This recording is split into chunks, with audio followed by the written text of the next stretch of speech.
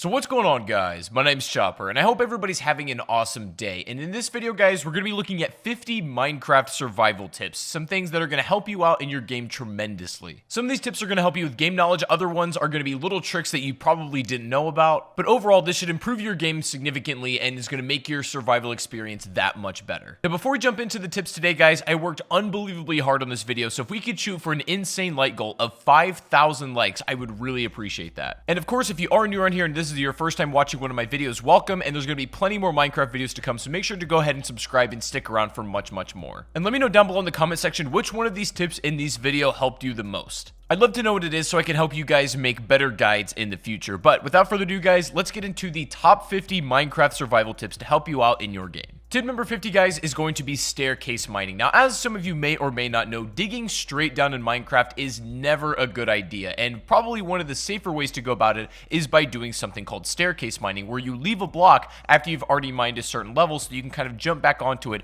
after you've gone deep enough and you want to get out. What this ends up doing is it makes it a lot safer so you don't fall, and also makes it tremendously easier to escape once you're done mining in that particular cave. So in general, I always recommend you incorporate some kind of staircase mining depending on where you're going. Tip number 49 is a nice little trick that will save your life when using a water bucket. Now, in general, I recommend you carry a water bucket, and we're going to talk about all the things you can do that are useful with that a little bit later. But one certainly thing you can do if you're falling from a high up place is to save yourself by placing water at the right moment before you hit the ground. And the way you do this is spam your jump button and also spam your place button as you're falling. And just before you hit that last block, that water should be able to save you and you'll take no damage at all. Number 48 is going to be to isolate your ores when mining. For example, I'm going to show you right here what this could look like if you stumble across some diamonds and they're maybe in a little bit of a rough spot. That could be dangerous if you lose them and you mine them in the wrong spot. The best way to do this is to cut out everything around it so the block is sort of just hovering, and then when you know it's safe, you go ahead and pick up that very valuable ore, because the last thing you'd want to have happen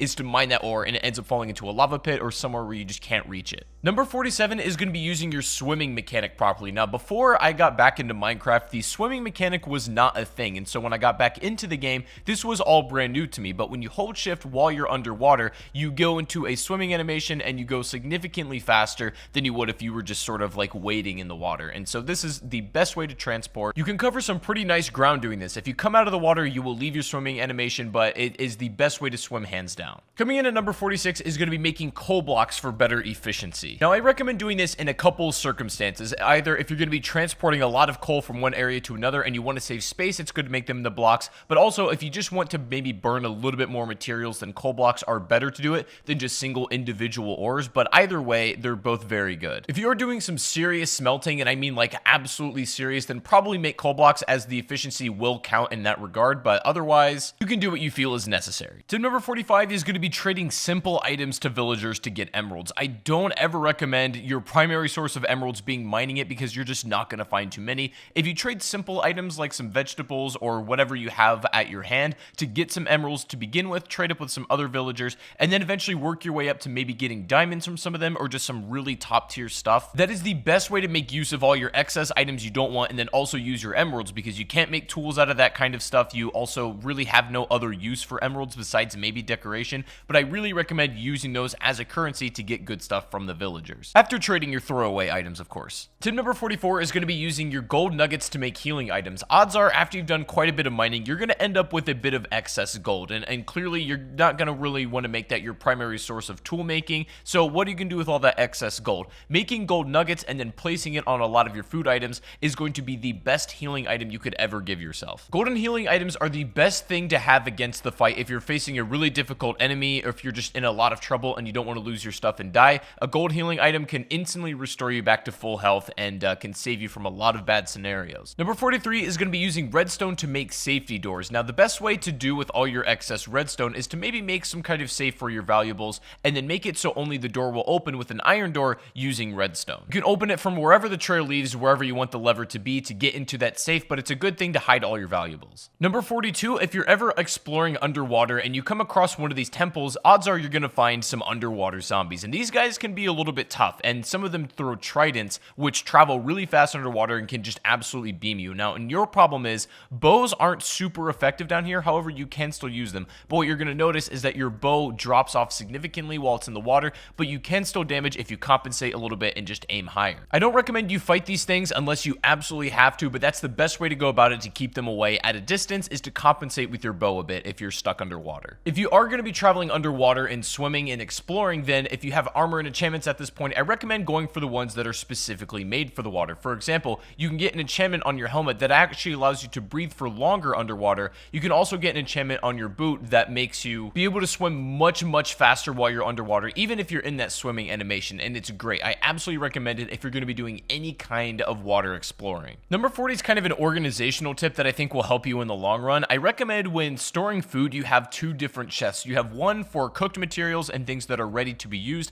and then you have another chest for raw materials, just so when you kind of mix things up together, it gets a little bit disorganized. And if you do it right, making food, keeping the production up, and then also organizing your raw and then cooked resources makes your life way easier. Speaking of food, tip number 39 is going to be opening up multiple food sources for yourself. Now, it might take you a little bit to get to this point in the game, but eventually you'll have enough of a farm where you'll have a bunch of vegetables going at once. You can even have an animal farm for some just like extra sustenance. If you're able to set up multiple farms and you do them right, you'll never ever have to leave your house for food, and it's just almost an infinite generating source. Combine that with the fact that when you organize your food properly, then you'll never ever have to worry about food again, and you can focus your time on other stuff. I recommend setting up as many vegetables as possible, as well as having like both a pig and cow farm at the same time. Tip number 38 is going to be taming yourself a wolf and having it as a companion. Now, you can do this with multiple animals that will actually be your companion if you do it right. Like, for example, you can tame a llama if you so wish, and you can tame multiple animals as well, but definitely one of the essentials is to tame a wolf, have it as your companion, because it'll do so many great things for you. It'll follow you wherever you go. It'll fight for you if you start attacking something, and can be like a second hand in saving your life. Keep in mind, you cannot bring them to the Nether, unfortunately, so they're going to have to stay in this part of the realm, but you can leave them in your house if you like as well. And as a side note, I just think they're honestly pretty cool to keep around. Number 37 is remembering that you can use excess wood as fuel if you so need to. Now, I don't recommend this for most players because odds are if you're able to gather enough coal, you're never going to need to use this. But a lot of people forget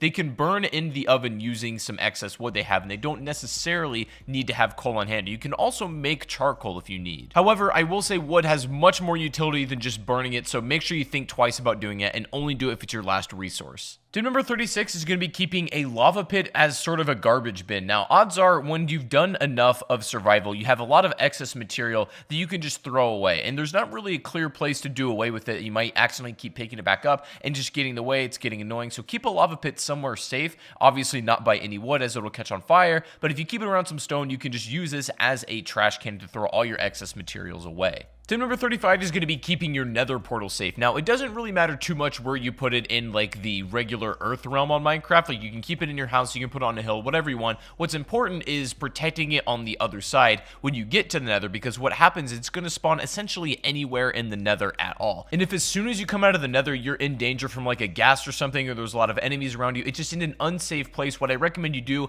is kind of build like a turtle shell defense around your portal, because that's your really only ticket home. You've got to prevent that portal from being destroyed if it's under attack by any means necessary, so building a kind of turtle shell defense around that portal so it doesn't get blown up is the best way to keep it safe. Another thing you can do is build your corners of the portal out of cobblestone so that you save a little bit more of that obsidian if you need to make a secondary portal. Number 34, this is going to sound pretty self-explanatory, but it's still very important, is to make sure you're prepared when you're entering the nether. This means maybe have some enchantments for fire resistance, also have a water bucket, of course. Water bucket is arguably more important than anything you could take to the nether, so make sure you have one before you go. Having a lot of food is necessary because there's not a lot besides mushrooms you can get out of here either. A lot of this you guys know, but general preparedness is good. Number 33, guys, is going to be making a beacon to signal your house. Now, this is going to require you to get some pretty decent materials in this game, as well as some diamonds, so it's not something you can build right off the bat, but when you have the resources in order to be able to build the beacon, it's so unbelievably good to have because it'll mark a spot that'll shine a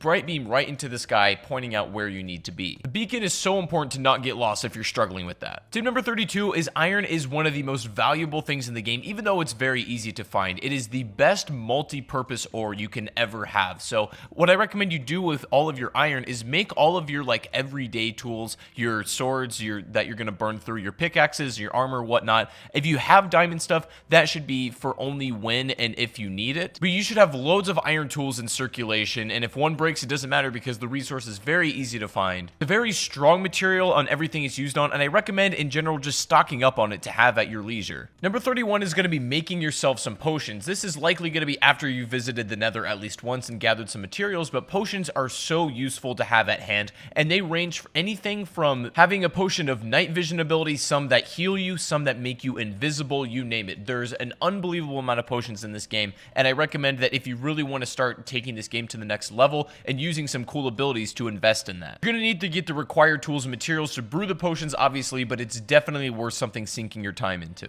Tip number 30 is going to be looting desert temples if you're ready and you know what you're doing. Now, this is basically like a big noob trap here. If you don't know what these are all about, it'll present to you a chest at the bottom of the temple that looks very easy to get. But as some of you experienced Minecraft players, you'll know that this is a trap and you'll end up dying. The whole temple will essentially explode if you kind of fall into the trap. But clever players know a way around this, and you can actually get the loot out of it. Some of the loot you can find are things like saddles. You can find horse armor. Some really rare and interesting items can be taken from these desert temples, but they obviously do come with a risk if you're going to be approaching them. And that leads nicely also into tip 29, which is going to be raiding woodland mansions also if you know what you're doing and if you're ready. The thing is, these woodland mansions are a little bit hard to raid and kind of come away with it alive, but if you're able to do so, most likely you're going to come away with a totem of undying, and essentially this is an item that if you're holding it in your hand and you take a death, it will instantly revive you. Minecraft right now, this is really the only way to cheat death like that, and it's probably the best item in the entire game. Again, looting a desert temple or trying to raid a woodland mansion both come with their risk, but they certainly have great rewards if you're able to do them correctly. Number 28 is going to be crouch walking backwards when fighting spiders, as it's going to make them a lot harder for them to hit you. This works best on spiders, of course. All enemy types aren't going to have a hard time if you're crouch walking backwards, but if you're specifically fighting a bunch of these, then this might not be a bad thing to do. Tip number 27, we talked about the benefits a little bit, but I'm going to go into more detail here. Carrying a water bucket for literally doing anything is a must-have, especially when mining.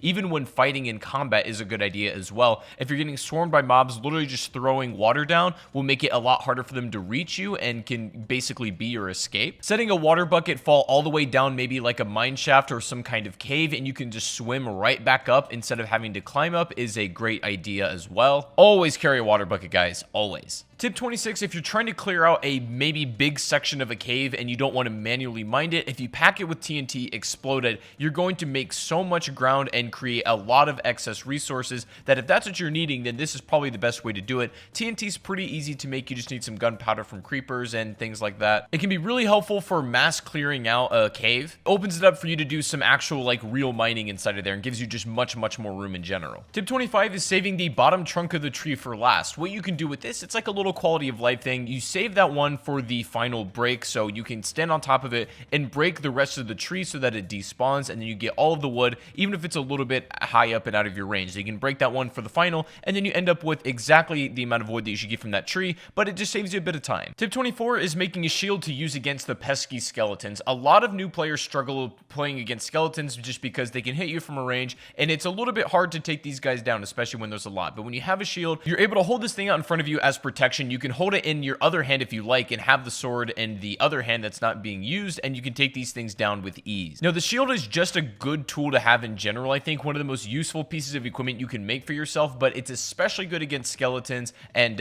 pretty much all of the other mob enemy types. In my opinion, a shield is just as crucial as having, like, say, a sword or, say, having a pickaxe. They don't take too much to put together. They last quite a long time as well, so they're all around amazing. Tip 23 is going to be sprint jumping. Now, this is a pretty easy one to get a hold of. This is just jumping while you're holding your sprint key. It's the easiest way and fastest way to get around as well. Faster than sprinting. It does take up a lot of your hunger, but it is by far the most efficient way to get around. Now, if you have it as a setting, I recommend you turn it off because it's just easier to manually control aside from it making you auto jump, but it's the best way to get around, and there's nothing really to it. Number 22 is to go ahead and make an anvil. Now, these are great for repairing all of your tools that maybe are low in durability and are close to breaking. All you need is the tool itself, maybe a resource, and then some XP in order to create this. Highly recommend you use this to maintain your valuable tools. This means like a diamond sword, a diamond pickaxe, and even armor. Anything you don't want breaking, an anvil will make sure that happens. Tip number 21 is it's going to be best to fish while it's raining. This will give you the best odds at getting a lot of fish. It's also really good to do this when we talked about opening multiple food sources. Maybe while you have other food cooking, go ahead and start fishing to just gather some more raw materials.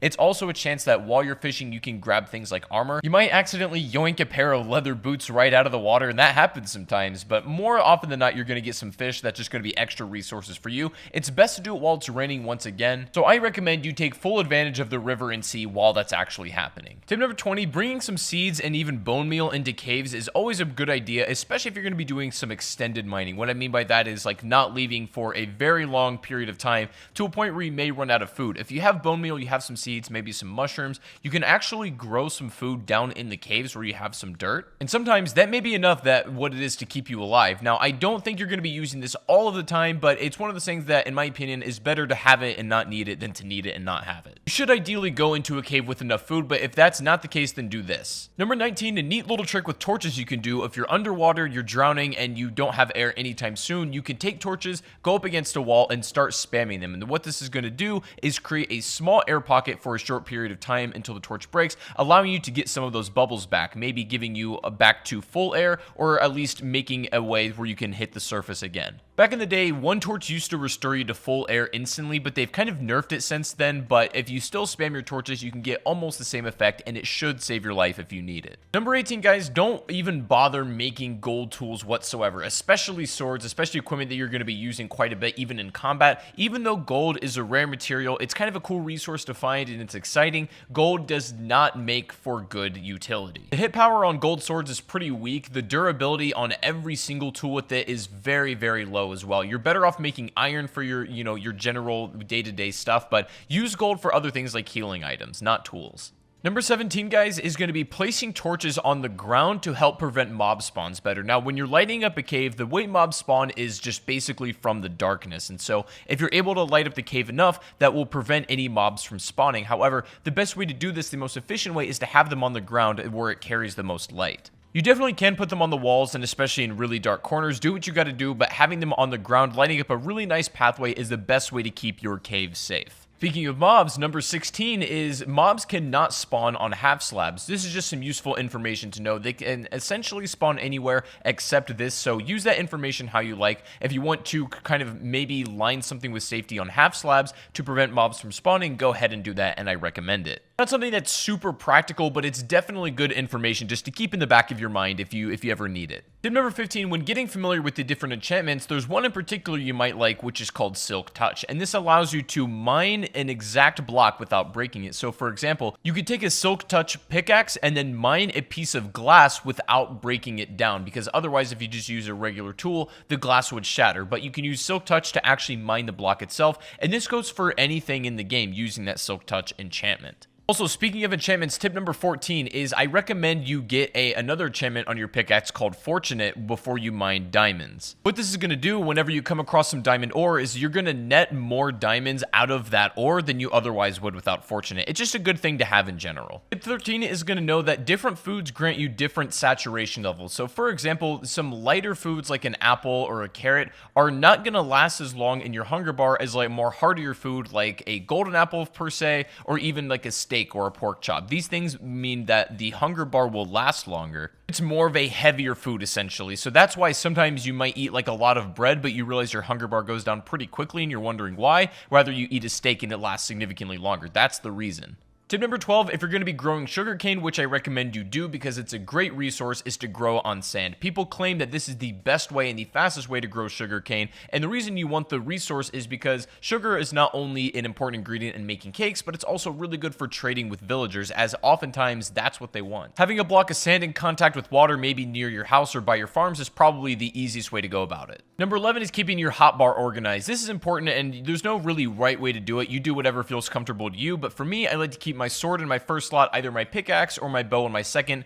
and then my shield in my third, torch in my fourth, water bucket in my fifth, and then my food in my sixth, and just whatever miscellaneous stuff you might have. But you can organize it however you like and whatever you're comfortable with, but make sure that you can get to anything you need in a moment's notice. Number 10, if you're struggling with Enderman, a really good thing to do is just put that water bucket in front of you. Endermen normally calm down if they're submerged in water, but if one is just being pesky and you're having trouble fighting them off, instead of getting close enough to use your sword and then you kind of put yourself in danger, just simply putting a water bucket down over and over again will cause them to go away and then take damage over time. They really don't like water, so if you surround yourself with water, you make it a lot harder for them to get actually up to you. Probably the best defense you can have against these guys, if I'm being honest. Number 9 is timing your swings when sword fighting, because that is absolutely crucial for doing the most amount of damage. Now, if you just spam your sword, you can still hit people, but the hits are going to be a lot weaker than they otherwise would if you let your swipe kind of recharge. What you want to do to deal maximum damage is let your swing reset, and the moment it resets, you swing again. So you can get the most amount of hard hits in, but with also the least amount of time in between those hard hits. Tip number 8, you can set up a spawn trap in the nether with really any sort of enemy type in the castle by blocking it off with stone and then just fighting them from there, keeping them behind,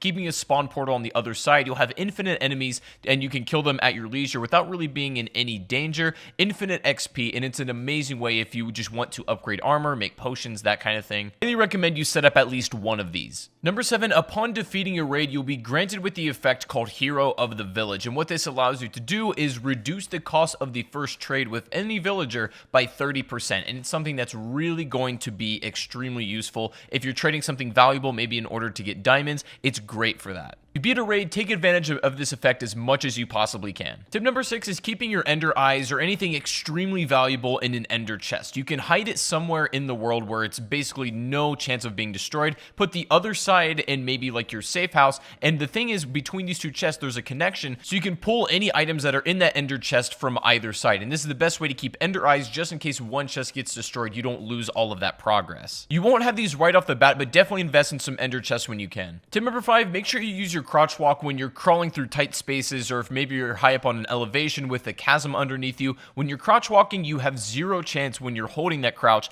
to fall off that side. Even if you kind of back up into it, you let go of that crouch, if you're still in that position, you won't fall. If you move any more farther than that without crouching, then you will fall down that chasm, but this is the best way to be safe and really not fall off any places that you shouldn't. Number 4, if you're going to be traveling by boat, make sure when you leave it, you go ahead and hit it a couple times to break it and take it with you. I see a lot of people just leaving their boat where it is and then maybe kind of forgetting about it, but if you break it and then you pick it back up, you can place it anywhere you like as well. Tip number 3, putting 2 chests back to back. You can make a double chest, and they're unbelievably useful this way. You have so much room in them, pretty much in excess of more than you'll ever need. You can have an entire storage area if you want of just complete double chests. They're really easy to pull from, and they look stylish as well, so there's no reason to not have it. Tip number 2, if you do end up defeating the Ender Dragon and you get the dragon egg, then hold on to it and keep it somewhere safe, because there's literally only one per game, and they're so rare you can't even spawn them in creative mode if you would like to. The dragon egg, if you manage to get it, is the most rare item in the game, so hold it tight and keep it somewhere where you're not going to lose it.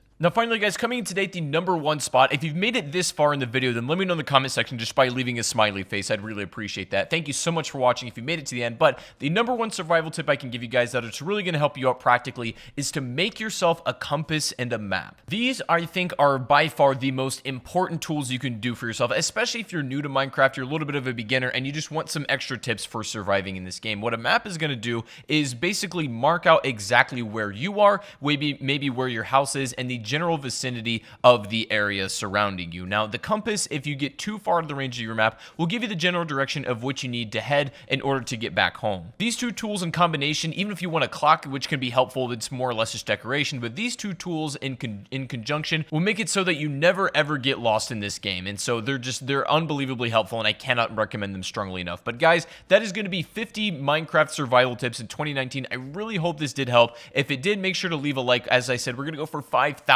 likes on this video, and I'd appreciate that so much. And if you want more Minecraft videos like this, make sure to go ahead and subscribe and stick around, as there's going to be much more on the channel. Let me know in the comment section which survival tip helped you out the most, and if there's any Minecraft survival tip that you think I should have included in this video and I didn't, let me know what that is down below in the comment section as well. But I hope you guys enjoyed. Make sure to subscribe and stick around, and I'll see you guys in the next stream or the next video. Take it easy, and peace out.